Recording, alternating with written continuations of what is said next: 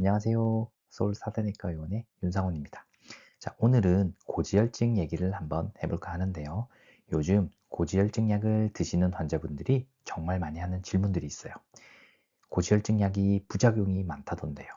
고지혈증 약 친구들이 먹지 말라 그러던데요. 저는 운동이랑 식이 조절로 고지혈증 극복해 볼게요. 이런 질문들 정말 많이 하시거든요. 특히 요즘 유튜브나 인터넷 영상을 보고 약을 끊고 약 3달 뒤에 이렇게 오시는 환자분들도 꽤 있거든요.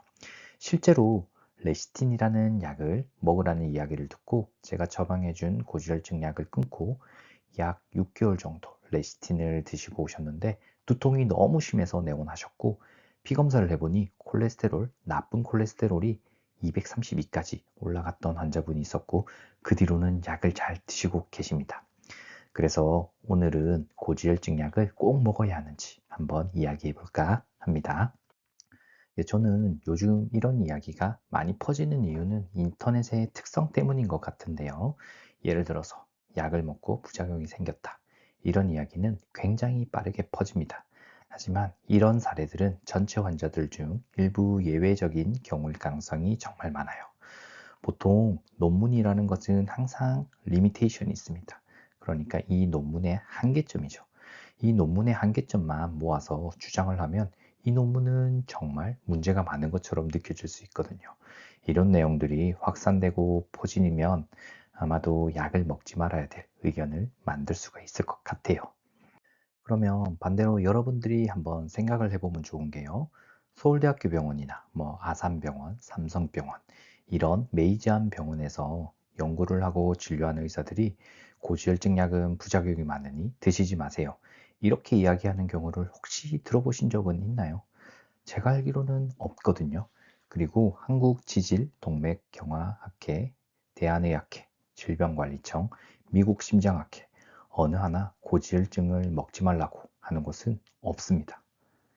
자, 제 친구들이나 동기들 심장내과나 신경과에서 심장 시술이나 뇌혈관 시술을 하는 친구들 이야기를 들어보면 예전에 비해 심근경색이나 뇌졸중 환자가 조금 줄어든 것 같다. 이런 이야기를 합니다. 그 이유 중 하나가 고지혈증 치료가 훨씬 더 일반 의원에서 적극적으로 이루어지기 있기 때문이라고 이렇게 얘기를 하더라고요. 그리고 이미 공신력 있는 학술지인 란셋 NEJM에서는 스타틴의 심혈관 질환 예방률이 이미 검증이 되어 있거든요. 자, 그럼 이 나쁜 콜레스테롤, 우리가 흔히 말하는 LDL 콜레스테롤이 몸에서 무슨 일을 하는지 한번 알아볼게요. 우리 혈관을 새로 뚫은 고속도로라고 한번 가정을 해볼게요. 처음에는 아주 깨끗합니다. 차도 잘 달리고 길도 넓죠. 그런데 어느 날부터 길 옆에 조금씩 쓰레기가 쌓이기 시작합니다. 바로 이 쓰레기 역할을 하는 것이 LDL 콜레스테롤이죠. 처음에는 별거 아닌 것처럼 보입니다. 이 정도는 괜찮겠지 하면서 시간이 지나면 이 콜레스테롤이 혈관벽에 점점 쌓이기 시작합니다. 그러다 보면 길이 점점 좁아지겠죠. 그리고 어느 순간 길이 갑자기 막혀버립니다. 이게 심장혈관에 생기면 심근경색, 뇌혈관에 생기면 뇌졸중이 되는 거죠. 그래서 고지혈증 치료의 핵심은 이미 쌓인 것을 완전히 없애는 것보다는 애초에 쌓이지 않게 관리하는 것입니다. 또 환자분들 중에 많은 분들은 이렇게 질문을 합니다. 약 대신 음식이랑 운동 이런 걸로 조절하면 안 되나요? 이렇게 물어보시는 분들도 많은데요. 물론 운동과 식이 조절은 정말 중요합니다.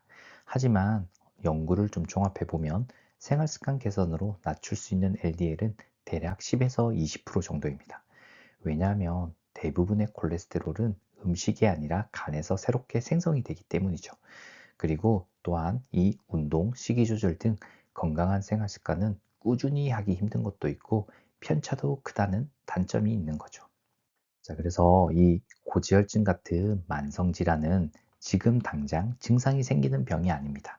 고혈압, 당뇨, 고지혈 이런 질환은 10년, 20년 뒤 큰 병이 생기지 않도록 미리 관리하는 것이 치료의 목표입니다. 그래서 관리 여부에 따라 나중에 큰 차이가 생길 수 있는 거죠. 자, 그래서 오늘의 내용을 정리해보면 고지혈증 관리에서 운동, 식이 조절, 물론 중요합니다. 하지만 필요한 경우에는 꼭 약물을 드셔야 됩니다. 약물 치료가 필수인 경우가 있어요. 가족력이 있거나 나이가 많거나 기저질환이 있거나 이런 분들은 치료의 이득이 손실보다 크기 때문에 꼭 약을 사용하셔야 됩니다. 문제가 생긴 뒤 치료하는 것보다 문제가 없을 때부터 관리하는 것이 만성질환에서는 가장 중요합니다. 자, 오늘도 시청해 주셔서 감사합니다.